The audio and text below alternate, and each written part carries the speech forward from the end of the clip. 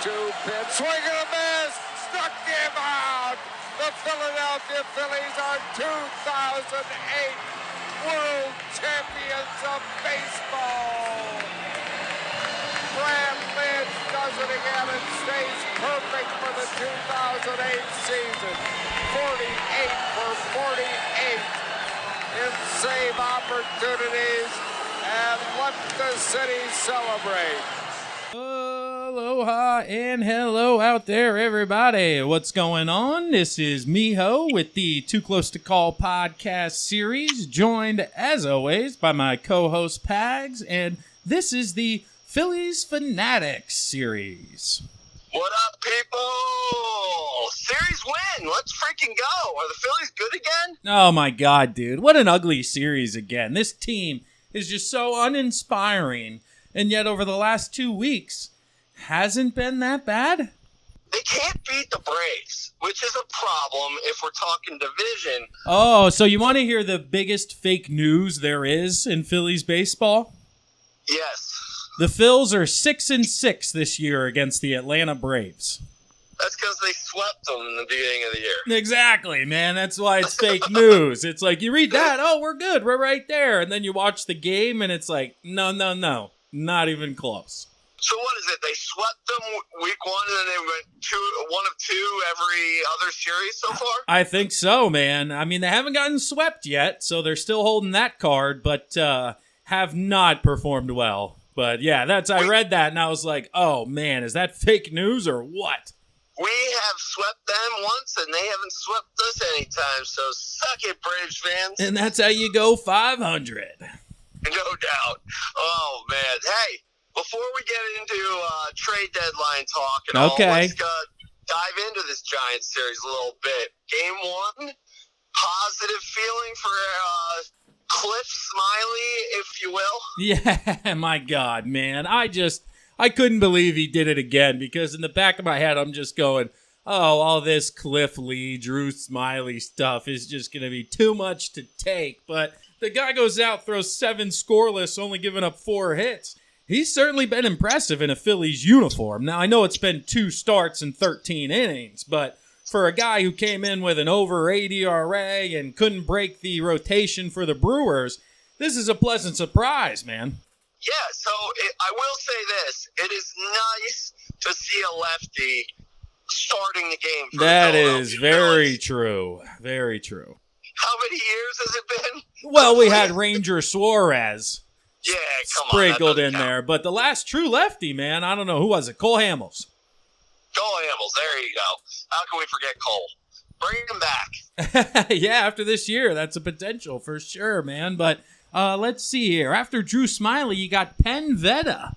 Nick Pivetta gives up 2 solo long balls, as well as strikes out 2. So was there a better picture of an inning in Major League Baseball than that one? 2 solo shots and 2 strikeouts. That's Pivetta to a T. It's like, oh, yeah, he gave up a ton of balls. But he struck out somebody. Yeah, it took 18 pitches to get It took 18 pitches to get a snapshot from Nick Pivetta. Unbelievable, man. Hey, but they take the game. Hazley goes yard, I believe, in that game. So exciting to see them competing, I guess. That's what a mediocre team does, is compete day in and day out. Yes, this was actually the game where Hazley doubled. He didn't hit a home run in this one. Hoskins had the home run to center field to make it 4-0 in the bottom of the 5th, and then the only 2 runs the Giants got were Nick Pivetta. So the long ball helped them really stretch it and win this one, and that was a little bit more of a common theme, which was nice to see. Not so much in Game 2, but more in Game 3, because Game 2, man, standard Vince Velasquez. Threw my money on the Giants as soon as I saw Vinny in the game, and it paid off for me. Let's just say that. Seriously, dude. Listen to this stat with Velasquez. I couldn't believe it when I pulled it up. And it has to do with the reason why he can't go deep into games, okay? The first time through an order, opposing batters are hitting 184. Second time through the order, batters are hitting 186. Third time through the order, batters are hitting 515. Holy shit. That's unbelievable. It was like 3-something. Right? That's what it is. They're hitting literally over 500, and it's just a matter of this guy's got 2 pitches. It's good stuff because it'll get you the first, maybe second time, but after you see it, you go, oh, okay, that's it. Yep. That's Vinny for you. That's Vinny. Every year we have him, and it baffles me going into this season with this pitching staff, and you were like, yeah, we're going to ride this baby out. Like, how do you expect to compete when I get it, Velasquez is supposed to be the 5th guy, maybe not even a guy with Eichhoff, but how do you expect to win bringing this staff out every day except for Nola? Well, why don't we sprinkle in some trade talk now? You touched on it earlier. I think now's a relevant time to bring it up because I believe this game was also the trade deadline. And the only move the Phillies made to bolster the rotation you're speaking about was the Mets cast-off, the guy that the Mets didn't have a spot for because they traded for Marcus Stroman. And that's Jason Vargas. I don't know, man. And the worst part about it is he's probably an upgrade. Look, you look at the teams in our division. The Mets have DeGrom, Syndergaard, Stroman. The Nationals have Corbin, Strasburg, Scherzer. And then the Braves have their young and up-and-comers. And it's like, we have Nola. What else? That's going to be a period after that word there. Not a comma. What else? Nothing, man. And that's the problem, right? So that's the initial reaction. And thoughts from the trade deadline were, as we have discussed, I don't think this team is 1, even 2 pieces away from truly competing with the likes of the Dodgers, the Braves, and then those other teams from the American League either. So I understood why they didn't want to part with their high-end prospect talent. But having said that, there were some secondary moves being made. The gentleman I named, Tanner Roark, he went for a bag of peanuts. And you're telling me that you couldn't offer your 15th prospect or 12th prospect, whatever it took from, I believe, Oakland to grab him. It was just those little moves where I'm like, really? You're not even willing to go that much? Like, what type of message is that sending to the clubhouse?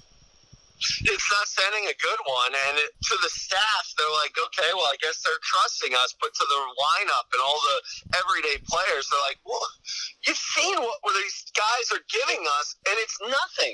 And there's a reason we're only a couple games above 500. Like you said in past episodes, Eflin hasn't pitched this far into a fucking year since his career. And then you have Arrieta with the elbow, and you have Nola, who's our guy, but then you have Pivetta, Eflin, fucking Eichhoff going from the pen to the starter to the pigs. It's just like, oh my God, how do you expect? If Drew Smyly has to be Cliff Lee, if we even want a shot at the division, let alone the wild card. That's the problem as well. When you take a step back in a long-term point of view as well, how are you going to improve this rotation in the offseason without spending upwards of $100 to $200 million on one of these top arms?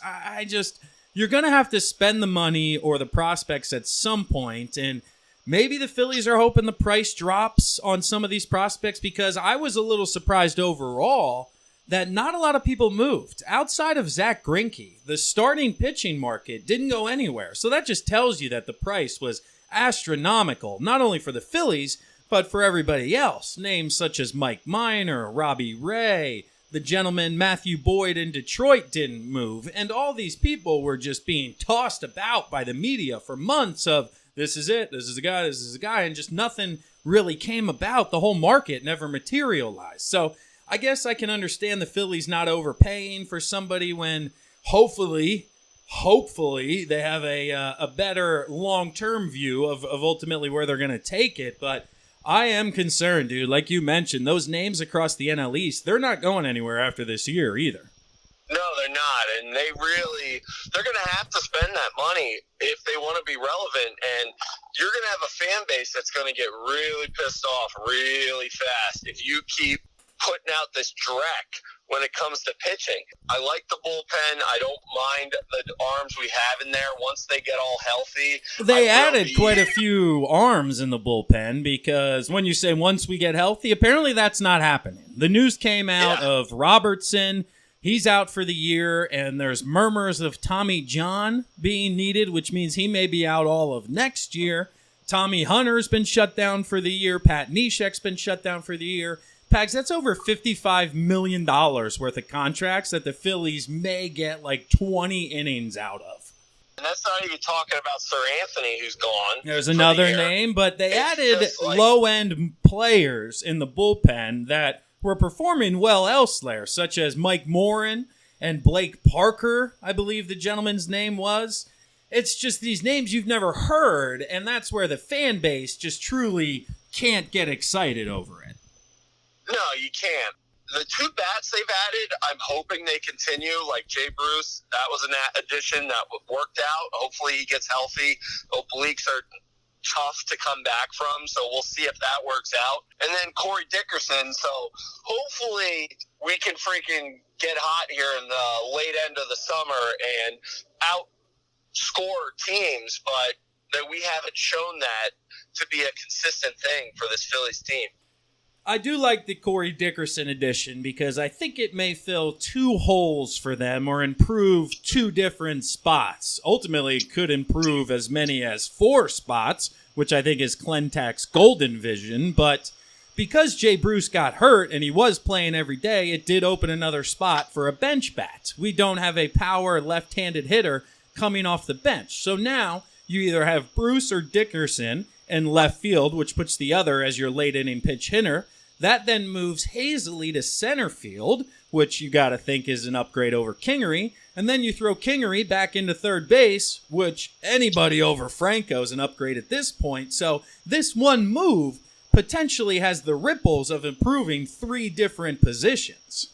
Yeah, I hope you're right. I mean, you know better than me. I had no idea the guy was an all-star last year and a Golden Glove winner. So is he an everyday player for the Phils? He can be. I know he's coming off an injury this year, and he's going to be a free agent after the year. But certainly I think the Phillies acquired him to play pretty much every day in left field with Jay Bruce spelling him. But I think that's going to be routine is Dickerson, Hazley, and Kingery all in new positions. The real question is, can Dickerson hit leadoff? Because this team still cannot find a leadoff hitter, dude. They moved Scott Kingery up there, and then he went and hit, I think it was 200 in the month of July. He really struggled, and you could see just mentally he was fighting himself because he was attacking baseballs early in counts when he was hitting 5, 6, 7. Then he moved him into the leadoff spot, and you could just see the bells and whistles going off of, oh, I want to swing at that, but I probably shouldn't because I'm a leadoff guy. Well, shit, now I'm 0-2 or 1-2, and it compounded, and I didn't want to mess with that, and that's ultimately what happened because we didn't have any better options. But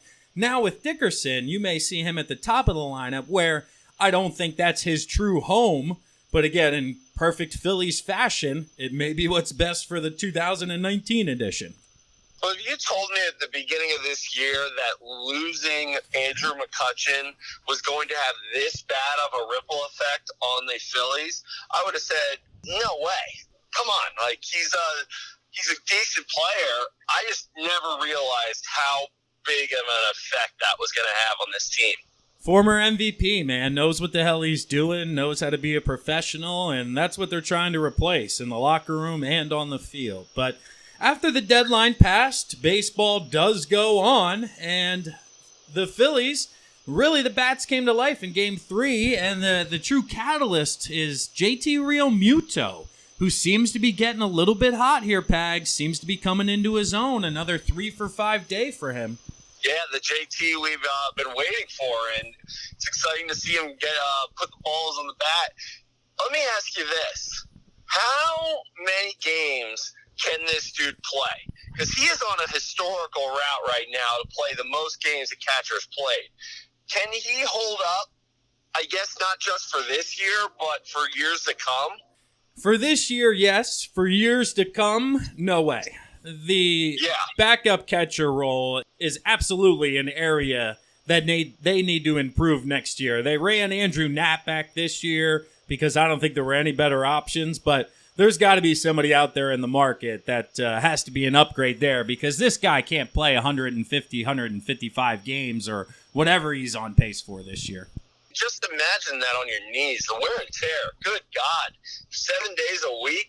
Oh, he's out there all the time, and he needs those days off because it probably affects his bat. And I'm hoping that we continue to see this form of JT in the batter's box, because we've shown that you can win some series when your bats come alive at least 1 or 2 days out of the series.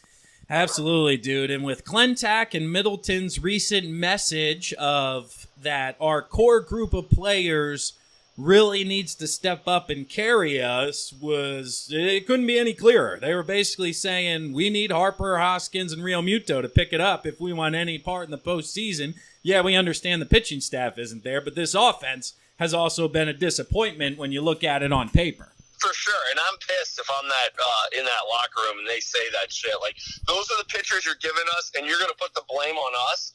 You motherfucker. I'd be pissed if I were them. JT Real Muto went a little bit of a lighter route and was pretty much just like, yeah, he's right. I got to pick it up. Oh, well, there you go. JT's a bigger man than me. I'd be fucking pissed. But, hey, we got the Chi Sox coming into town. Gotta sweep those bad boys. Gotta sweep it. I don't remember the last sweep. I need one. I'm like hungry for one. Football's coming up. Give me a couple sweeps here, Phils, and let's get rocking and rolling so I can flip you on Monday through Friday before football starts on Saturday, Sunday. Yeah, that's the problem. The Eagles are going to start dictating the media, carrying the fan base in the local Philly area, and the Phils are just trying to stay relevant. But at time of recording, they are tied for the first wild card spot, and as of now, in the playoffs. Let's go. Playoffs, baby! Let's go. We have yet to experience this as a Phillies fan, the one-game playoff. I don't know how I'm going to react if that happens this year, because the division's going to be a long shot. Sure. But dude, I don't know how I will react to a one-game playoff, because like you said, do you even consider... If you lose that wild card game, do you even consider that a playoff appearance? It goes down in the history books as one, and you bet your ass the Phillies are going to be selling it to the media and fans that we went from an 78-win team to a playoff team in 1 year, so clearly this year was a success. Yeah, we won, people. Let's go. Let's go, but...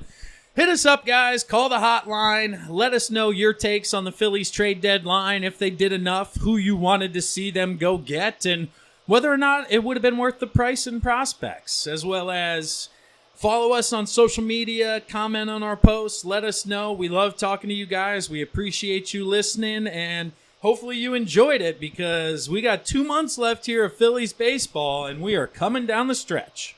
Go Phils. Later, guys. Peace. The 0-2 pitch, swing and a miss, struck him out. The Philadelphia Phillies are 2008 World Champions of Baseball. Brad Lynch does it again and stays perfect for the 2008 season. 48 for 48 in save opportunities, and let the city celebrate.